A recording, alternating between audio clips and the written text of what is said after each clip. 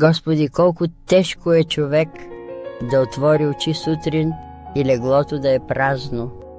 Отиде си, моя човек, Боже мили, не към работа или пазар, а при съседката, дето все се усмихваше, като мине край градината ни. Боли, Господи, не от самотата, а от тишината, която се настани у дома. Вече и чайникът не пее, и прозорците гледат тъжно.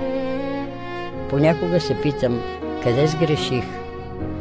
Дали не му стигнаха топлите ми питки, или думите ми станаха твърде тежки?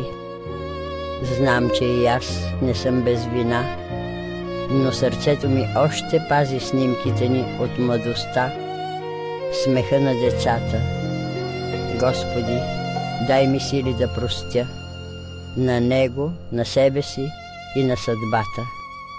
Пази го, макар и далеч от мен, а на мен дай малко светлина, да усещам, че дори след загуба животът пак ще ми подари радост и любов. Амин.